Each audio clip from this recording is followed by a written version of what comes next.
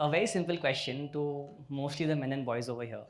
When you go to the washroom and you're done peeing, how many of you put the toilet seat down? Just like a show of hands. All right, okay, that's it. Just like, and we'll talk about it later and why this is a good part of what I want to talk about. But I'll start with something very honest. I used to be a jerk of a man while growing up. I'm not perfect right now, but I used to be horrible back then because I used to believe that if across geographies, across culture, across history, language, religion, across time, men have somehow oppressed women, that must mean men are superior. I mean, it's only observation, it's only statistics. I used to believe that. And I mean, look at this chart.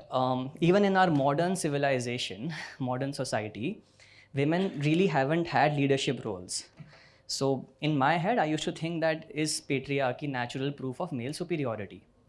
Let's hold that thought about how observations can lead to conclusions. Let's think of something else. Is the horizon a proof of flat earth?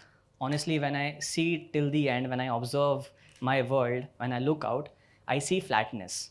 And across cultures, across geography, across history, across religions, across languages, across till recent past, and for some people even today, flat earth is a real concept. I mean, we used to believe as humans that we are the center of the universe. We used to believe that some mythical being has created us and we are special, we are the only living conscious being in this entire universe. Till we discovered telescopes, discovered science, realized that that's not true because our observations were confined by the limits of our own mental and physical capabilities. We looked out in the sky and we saw nothingness, so we assumed there is nothingness. We didn't see anybody else except us, so we assumed there is nobody else except us. Our faculties were not built to believe that we are merely a straw, putting food in, extracting it out, standing head first, hanging upside down from a giant ball of rock floating around another giant ball of fire, which is one of the many billions balls of fires in this universe. We weren't built to be able to comprehend that. So we believed falsehoods till we discovered reality. That's how science works. Social changes, of course, take a lot more time. Even if things are obvious, even if things are real, they are put in stone, social changes can still take time. I mean, even racism was fairly legal in a lot of places till just a century ago.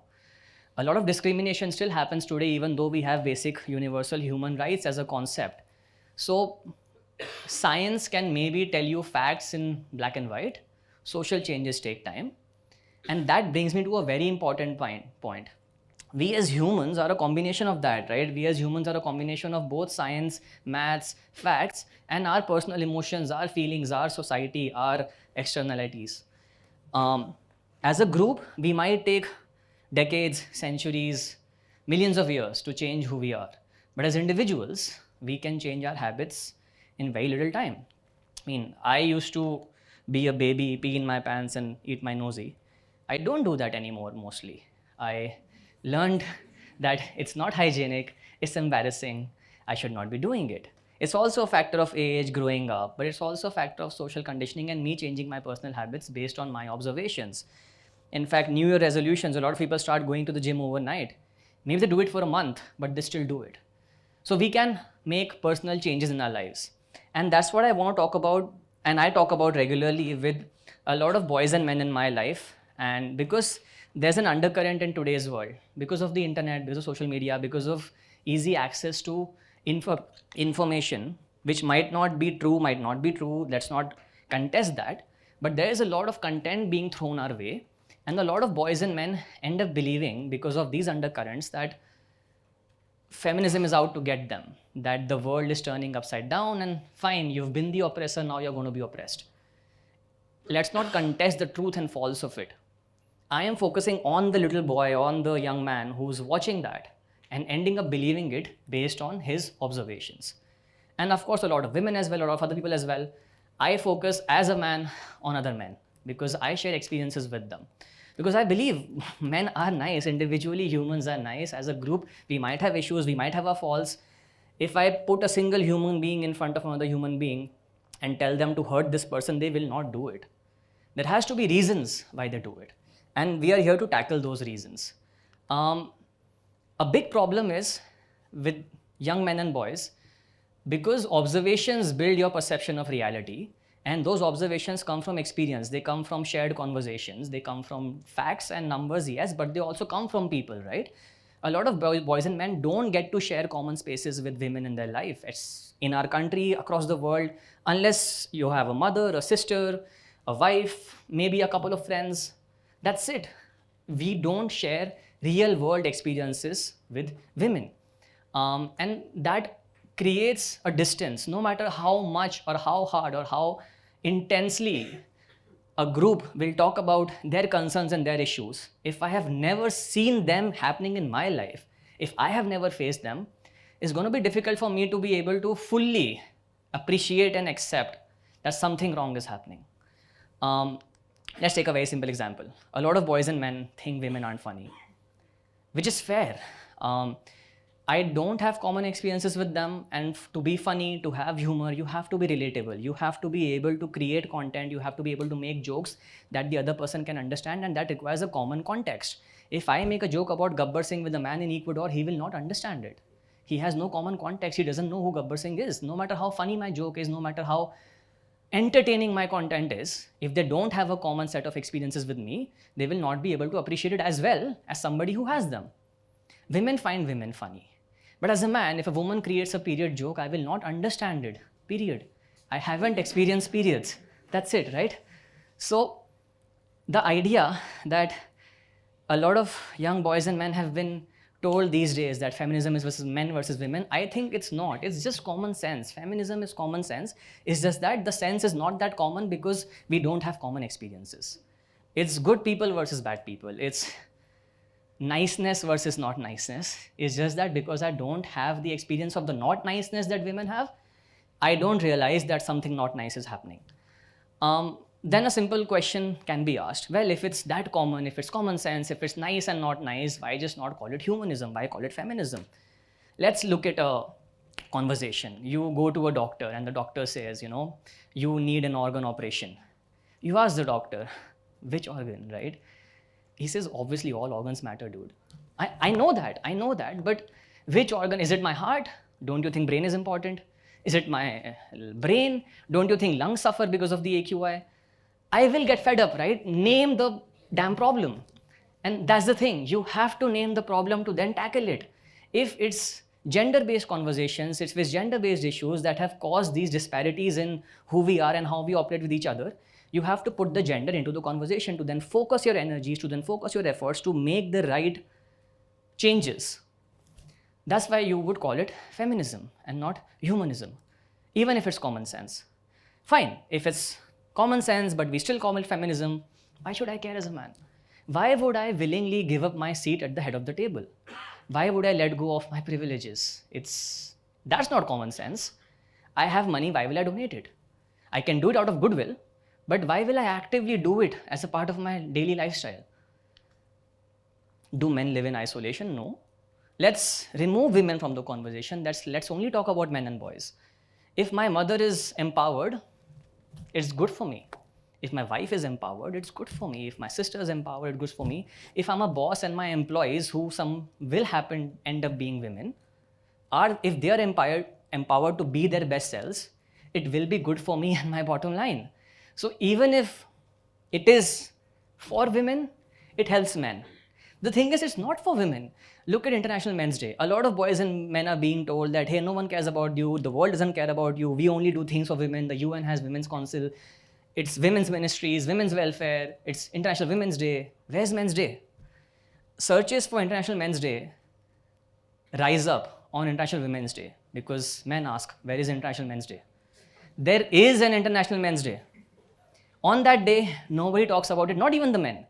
Because it's easy to be angry versus to be empathetic. Anger comes from hurt inflicted upon yourself.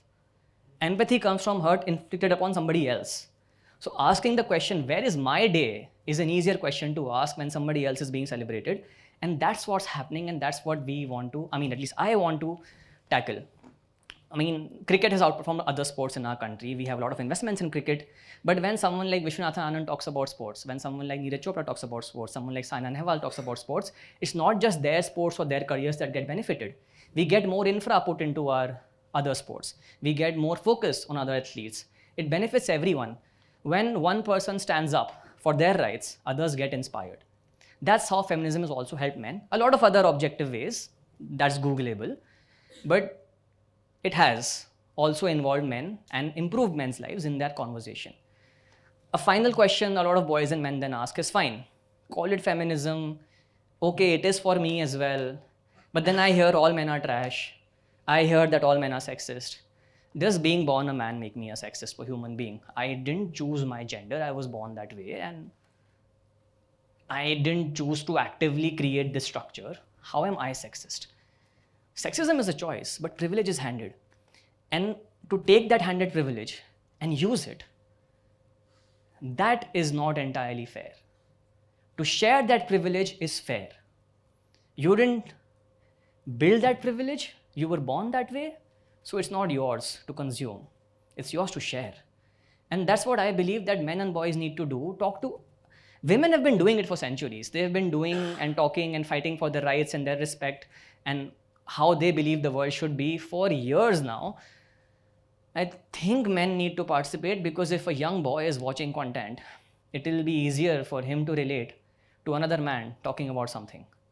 And men need to occupy those spaces, to occupy traditionally male spaces, locker rooms, group chats, friend circles, boardrooms. Bring that common sense. I say countrymen, even though I'm talking about feminism, right? I make that mistake. Because I've heard countrymen all the time. I should be saying country people, sorry. But yeah, do I hate a British baby? No. If I see a little British boy on the street, will I slap him? Hey, your ancestors, shat all over my country. I won't do that. I hate the concept. I don't hate the individual. And that's the idea. Patriarchy is a concept. Sexism is a concept. When someone says all men are trash, it's not that you individually are shitty. If that were the case, if women individually hated men, we'd have civil wars. We'll not have just comments on Instagram. We will have people on the streets literally beating other people up because, hey, I hate you. Hate is not just words. Hate is murders and genocide. And women have suffered that through centuries. If they hated men with the same intensity men have oppressed them, we'd have male feticide. We don't have that. It's not the same, but the undercurrent makes you believe that it's the same. So just 5 points to conclude what I am trying to say. If you are a boy or a man talking to other boys or men in your life, remember to believe and to tell others, you are not the patriarchy, you are not the system you created, you are an individual. Any attack on the system is not an attack on you. Listen first, respond later. Even if somebody attacks you, even if somebody says that, you are a man, you suck. Where are they coming from? They have had weeks, years, decades, generations of trauma. If somebody is hurting, they will yell first, they will scream out in pain, and then they will ask you, hey, I'm sorry I was loud. But first the reaction is sharing the trauma. They don't owe solution of the trauma to you, right? So just listen first, respond later. It's not an attack. Empathize with yourself. You will make mistakes. The point is, if you learn to make mistakes and accept them, you learn to empathize with others as well. That creates a neuron in your head. It's easy to follow a Google map when the route is correct. It's somewhat easier to hit a dead end, retrace your steps back, and then restart on that previously correct route. It's very difficult to be on the correct route, imagine the wrong route that could happen, go there, hit the dead end, put a map saying, yahan se you can go here this way, and then help somebody who might have made that mistake. But when you learn empathy, you learn to do that. You learn to imagine mistakes people might make and to then solve them. Ask questions, but recognize that emotional labor is going to go in the explanations. If you're a boy or a man who's trying to help other boys and men, you will need to understand and learn things from other people, mostly women in your life. You will be curious, you will have doubts. Just because you have them doesn't mean the other person needs to solve them. So that understanding that just because I want to know something, someone will have to explain it to me is not correct. There is labor that goes in reliving your own trauma to then explain to somebody else. Don't make people go through that. And finally, remember that women are flawed as well. They're human beings, they'll make mistakes. How the reflection of a man's behavior is not a reflection on the rest of the men is what we like to believe. Similarly, one person's behavior is not a reflection on a group that they share some parts of their identity with. That's the idea. And to my first question, Why should men put the toilet seat down? I don't know if you have shared common spaces with women before. One of the most intimate space you share is the pot, right? That's always, all the time, only you in isolation. But when you share that pot with somebody else who uses it differently than you, there is empathy in understanding that, hey, I stand up and pee, I put the seat up. The other person sits down and pees. They need the sit down. So why should you put the seat down? That's not the question. The question is, why not? It's just this. Thank you.